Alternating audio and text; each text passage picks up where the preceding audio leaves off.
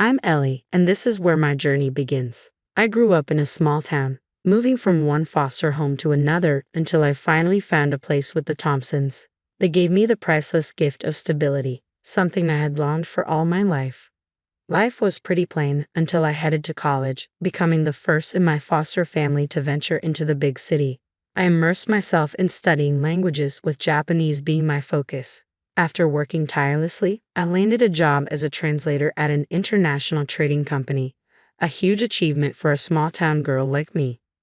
One ordinary Tuesday, I walked into a cozy cafe near my office and ordered my usual black coffee. That's when I saw him. Jack, tall and with a smile that could light up a room. He was on his phone, looking all business yet somehow relaxed. When our eyes met, I felt an undeniable connection. "Hey, I've never seen you here before," I said, trying to sound casual as I settled into my seat with my coffee. He looked up, his smile widening. "Just trying to escape the office chaos." "I'm Jack," he said, extending his hand. I shook it and felt a spark. "I'm Ellie. So what brings Mr. Escape the office to my favorite spot?" I asked, intrigued. "Good coffee and better company, it seems," he quipped, and from that moment, we hit it off. Days turned into weeks, weeks into months, and before we knew it, a year had passed. Our conversations had evolved beyond coffee chats. Jack was a city guy, charming and worldly, but we both knew life wasn't always smooth sailing. After a year of dating, we decided to get married, and I was over the moon. I wanted him to meet the Thompsons, the people who shaped me into who I am. My foster parents, Mr. and Mrs. Thompson, were salt-of-the-earth types who lived simply and worked hard. They had been fixing up their house, so they rented a tiny apartment that was nothing special but filled with warmth and love. "It may not be much, but it's filled with good memories," I told Jack. He nodded, but I caught the look in his eyes as he scanned the cramped space. He was clearly uncomfortable.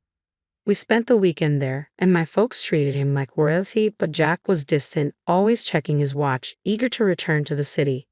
As we drove home that Sunday night, the silence in the car felt heavy. "Jack, you've been quiet. What's up?" I finally asked. He sighed, clearly reluctant to speak. "Look, Ellie, your folks are nice, but we come from different worlds," he said, his words steaming. I fought to keep my composure. "What does that mean?" "It's just different. I'm not used to this simple life," he admitted, trying to smooth things over quickly. I turned to look out the window, biting my lip as I considered the differences between our lives. "Jack, I don't need fancy things, but we have to respect where we both come from," I said firmly. He nodded. "Right. Of course, I love you, Ellie. That's what matters," he said, but a part of me wondered if we truly understood each other. That night, I lay awake, reflecting on the simple life I cherished and the complicated world I was stepping into. Just days after our awkward visit to my childhood home, it was my turn to meet Jack's side of the family, his mother, Vivian. High-rise apartment in the city center was decked out in lavish decor that screamed wealth. When we arrived, she greeted us at the door, dressed in designer clothes from head to toe, and her apartment looked like something out of a magazine. "Ellie, isn't it? And what is it you do?" Vivian asked, sizing me up as if I were a product she was considering. "I'm a translator. I work with Japanese clients at a trading company," I replied, trying to sound confident. "Oh, impressive," she said with a half smile, but her eyes were scanning me for flaws. When I mentioned my background and my foster parents, her expression shifted. "From the province and fostered, you say? That doesn't seem quite fitting for my Jack." Jack jumped in quickly. "Mom, please. Ellie's wonderful and I love her. We're getting married." "Married? When's this happening? How are you planning it?" Vivian's tone changed to one that felt a bit too invasive. "We're thinking of something small and intimate, just us in Hawaii," I said, hoping to highlight the romance. Her eyes nearly bulged. "Hawaii? Just the two of you?" "No, that won't do. What will my friends think if I can't even throw my only son a proper wedding?" I tried to stay calm. "It's our day, Vivian. We just want something that feels true to us, without all the fuss." That was the tipping point. She huffed and declared the discussion over, walking out of the room. Jack glanced at me, his expression apologetic, and whispered, "Let me talk to her. We'll sort this out." 4 months flew by, and despite the rocky start, there we were in Hawaii, ready to say, "I do." It was supposed to be an intimate ceremony, just Jack and me, but of course, Vivian had other plans. She showed up, camera in hand, eager to capture every moment. It felt like she was lurking, ensuring she had plenty to post online.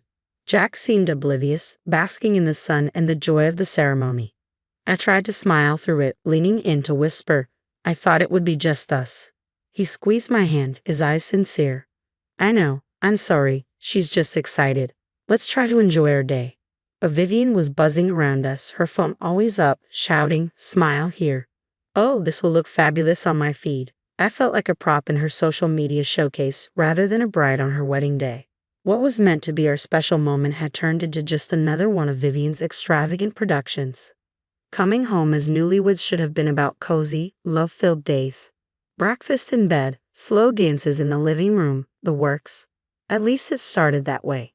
Jack slipped a stunning ring on my finger the day we got back, one that caught the light and sparkled endlessly. It's been in my family for generations, he said, his eyes shining with pride. Be careful with that ring. It's more than just expensive, it's an heirloom. Vivian chimed in, hovering over us like a dark cloud on a sunny day. Her reminder felt more like a warning, making my heart sink a little. The first few weeks, Jack and I were in our blissful bubble, stealing kisses and cooking together. But then Vivian started dropping by unannounced like a storm that had settled over our home. It all began one afternoon when I was folding laundry and the doorbell rang. There she was, that familiar look on her face, as if she were about to inspect a military base. Just checking in on my favorite newlyweds, she said, but her eyes darted around the apartment as if she were searching for something wrong. I tried to be polite, making small talk, even as she wandered into the kitchen, her fingers gliding over every surface. Ellie, darling, do you ever clean? And where are the fresh vegetables? A man needs his greens. Her tone dripped with disapproval. Jack just shrugged it off later when I told him. She means well, babe. Just try to go with it. Go with it. My frustration bubbled up. Jack, she's treating me like I'm on trial in my own home. He kissed my forehead casually as if that would solve everything. She's lonely, Ellie. Let's cut her some slack. But that slack turned into something else entirely. It escalated until one day I came home late from work, riding high on the excitement of signing a major contract with a new client from Japan. That is, until I found Vivian in my living room, an uninvited storm brewing. I heard you've been spending a lot of time at the office late nights. She raised an eyebrow, her voice thick with suspicion. Yeah, it's a big project. Lots of new opportunities, I tried to explain, but she clearly had other ideas. 2 days later, she personally showed up at my office, counting the men working with me out loud and loudly suggesting I could be having an affair with one of them. Without invitation, she barged into my boss's office, eyeing him because he was elderly, and declared, well, she definitely won't mess with the old man. I was mortified, my face burning as red as a beetroot. I demanded she leave and apologized profusely to my boss and colleagues for the disruption. Thankfully, Mr. Jackson had a sense of humor and just laughed it off. But the damage was done. That night, I lay awake, wondering how we'd gotten here. I'd had enough. I cornered Jack in our bedroom, my voice low and tense. Your mom crossed the line today, Jack. She's accusing me of cheating, and it has to stop. He sighed deeply, weariness etched on his face. Please just try to get along for me. But getting along increasingly felt like just putting up with nonsense. Things between Jack and me were getting rocky, largely due to Vivian's constant whispers in his ear. Jack had begun to nitpick everything about me, my clothing choices, my work hours. He had never minded before, but suddenly everything was an issue. Ellie, why do you have to wear that to work? He frowned one morning as I got ready. I was simply wearing a blouse and skirt, nothing fancy. It's professional, Jack. What's wrong with it? I replied, adjusting my skirt. It's too much. You're just inviting comments from all those guys. His tone had a sharp edge, and I realized this was about more than just my outfit. This became a regular occurrence, but it peaked on my birthday. My boss gave me a small gift, just a book with a note that read, "To my practically daughter." It was an innocent, kind gesture, but Jack blew it out of proportion. You see? That's exactly what I'm talking about. Why is he giving you gifts? It's not right, Ellie. Jack was furious when he saw the book. It's just a book. He's like a father figure to me. I tried to explain, but Jack's eyes were clouded with suspicion, all thanks to Vivian's meddling. The tension at home had become unbearable, so I was relieved to head out on a business trip to a neighboring city. Our company was setting up a new factory, and I looked forward to a break from the drama. The trip went smoothly, and I was wrapping up with dinner alongside our Japanese partners when I noticed shadows lurking near the restaurant. My heart raced as I walked toward my hotel. The dimly lit street made me uneasy, and the shadows crept closer. Panicked, I asked two colleagues to walk me back. As we neared the hotel entrance, the light from the lanterns revealed who was following me: Jack and Vivian. "What the hell, Jack? What are you doing here?" I blurted out, unable to hide my shock. Vivian stepped forward, her expression twisted in anger. "We're making sure you're not up to any trouble. We can't trust you around all these men," she spat. My colleagues stared in disbelief, and I felt my face burn with embarrassment. "This is ridiculous. You're both acting like I'm some kind of criminal." But Vivian wasn't having it. "I'll be telling your parents about this. They should know what kind of woman you've turned out to be." I couldn't hold back a bitter laugh. "Go ahead. They'll laugh you out of town." The ride back was silent. Jack and his mother sat in the front, leaving me alone in the back seat, staring out the window as city lights blurred into streaks of color. Tears filled my eyes. I was married to the man I loved, yet I felt trapped in a nightmare, with Vivian as the relentless specter that wouldn't go away. When Vivian actually followed through on her threat and showed up at my parents' place, I was in disbelief. I couldn't believe it when Mom called, her voice trembling as she recounted the situation. "She's here, Ellie," my mother said, tone strained. "She demanded to see your father right away." So, I gave her the address to his workshop, my heart sinking as I realized how far this had gone. I felt my stomach drop as my mom spoke. "Dad's at his workshop, where he spends most of his days crafting and creating. He's truly in his element," she continued, her voice steady but laced with tension. "Your mother-in-law went there and saw your father in his work clothes, stained from the glass." She just scoffed. I gripped the phone tighter, bracing myself for what was coming next. "When your father went over to greet her, he apologized for not shaking her hand. His hands were all stained from work, you know." She looked at his hands. "Ellie," made a face, and said something awful about coming to this backwater for nothing. My heart sank further as I listened. "She says she understands now why you turned out the way you did and just left without another word." "Thanks for telling me, Mom. I need to think about what to do." I hung up, feeling a tumult of anger and hurt swirling inside me. It wasn't long before Vivian made her next move. The very next day, she cornered me in the living room, her eyes cold and judgmental. "Ellie, now I see where you get your manners, or should I say, lack thereof. Your father is just an ordinary worker, his hands permanently dirtied. What kind of upbringing, what kind of manners could you possibly teach any children?" I shuddered at her words. They struck me like daggers. But before I could respond, Jack walked in. Instead of defending me, he went straight to his mother, taking her in his arms. "Mom, I'm sorry about all this. Ellie's family, they're just different from us." That was it. The last straw. I couldn't believe what I was hearing. "Different? Is that your way of saying my family isn't good enough for your high standards?" My voice broke, the hurt too deep. Jack looked at me, his eyes empty. "It's just how things are, Ellie. We come from different worlds."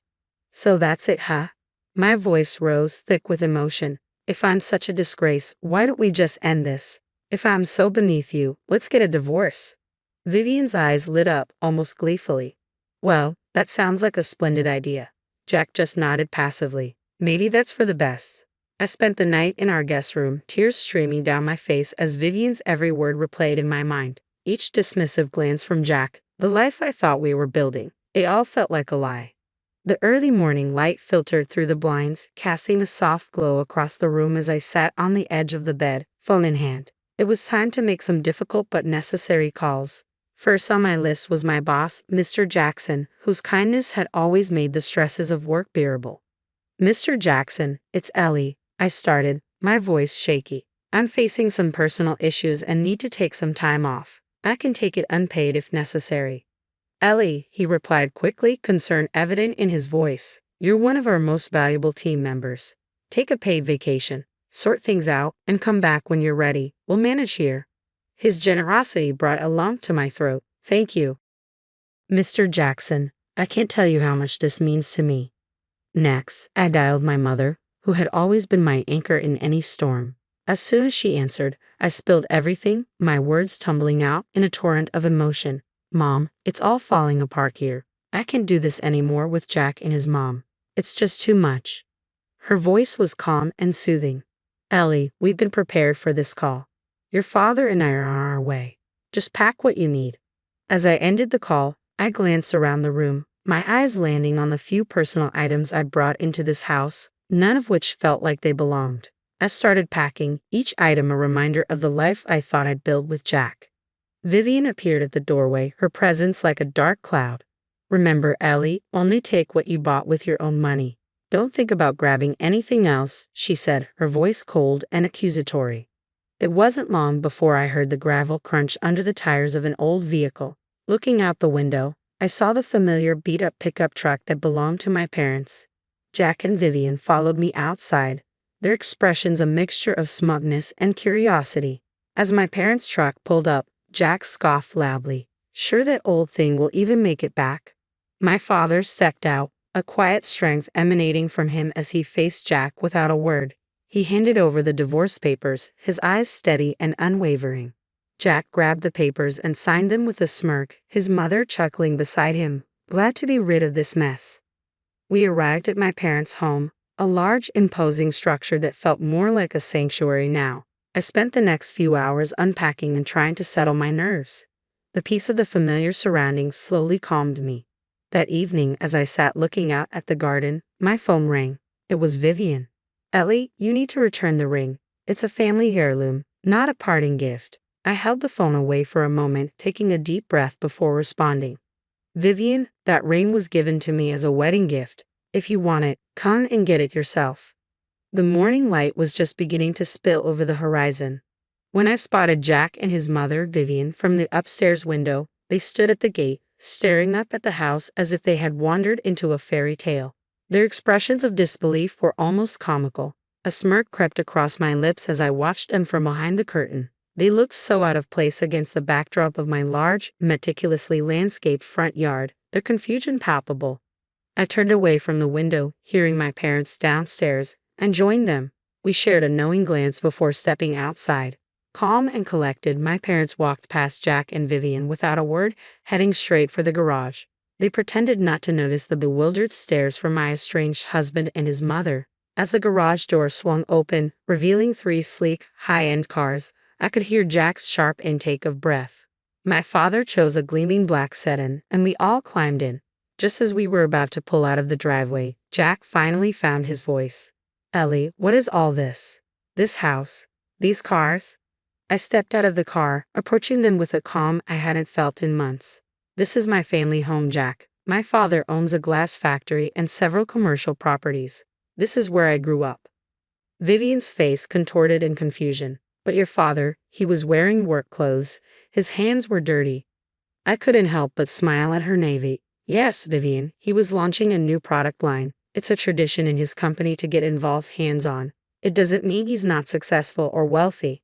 They stood there, stunned, unable to reconcile the image of the hard-working man they'd seen with the opulence surrounding them. At that moment, a group of neighbors approached, their faces bright with smiles. Good morning, Mr. Thompson. We heard about your latest charity event. It's wonderful what you're doing, and you've got our support in the mayoral elections. One of them called out cheerfully. My parents nodded and thanked them, while Jack's face twisted with a mixture of awe and regret, his eyes darting between his mother and me. Vivian looked as though she had swallowed something bitter, her earlier arrogance washed away by the undeniable reality before her. I turned back to the car, giving Jack and Vivian one last look. Well, I guess you see things a little differently now, I said, not unkindly. Their expressions of shock and realization confirmed that the past, with all its hardships and heartaches, was finally behind me. But before I could savor the moment, Jack made his move. He shoved his mother aside with such force that she stumbled. It's all your fault, you know. You pushed her away with your nonsense, he shouted at her, bitterness lacing his words. Turning to me, his demeanor shifted completely. He rushed over, trying to pull me to an embrace, his hands reaching out as if he could erase everything with a simple touch. Ellie, please listen to me. We were good together, weren't we? I love you. I really do, he pleaded, his voice a desperate whisper. I recoiled from his touch. The warmth we once shared had long been extinguished by his betrayal. Stop, Jack. Just stop. I said firmly, pushing him away with all the strength I could muster. Quickly, I got into the car, my heart pounding. Without a word, my father pressed the remote control, and the garage doors began to close behind us. Jack and Vivian stood there, calling out, their voices a blend of desperation and disbelief. "Ellie, please forgive us. We didn't mean any of it," Jack yelled, his voice cracking. Vivian, scrambling for the dignity she'd lost, joined in. "Ellie, my dear, I was wrong. Please." As we drove away, the finality of the moment weighed heavily on me, but a part of me craved closure, a definitive end to this chapter of my life. When we reached the end of the driveway, I asked my father to stop the car. Thinking this was his chance, Jack ran up to us, his face lit with hope, while his mother trailed behind, her earlier elegance replaced by desperation. Without a word, I rolled down the window, pulled off my wedding ring, and held it out. Jack's eyes widened as he realized what was about to happen. "This is where it ends, Jack," I said, my voice steady. With that, I threw the ring out of the window. It glittered briefly in the morning sun before landing on the soft grass beside the road. Vivian, ever the opportunist, rushed to where the ring had fallen, her hands scrambling through the grass. I rolled up the window, shutting out their pleas and the painful past they represented. "Let's go, Dad," I said quietly. 2 weeks later, I was back in the city, settled into a new apartment that felt more like home than I had in a long time. I returned to work, where Mr. Jackson welcomed me with open arms and a gentle understanding that eased my transition back into routine. Jack made several attempts to contact me, each one more desperate than the last. He claimed to have cut ties with his mother, begging for another chance, but some things, once broken, can't be mended. I told him it was over for good this time and blocked his number. No more words were needed.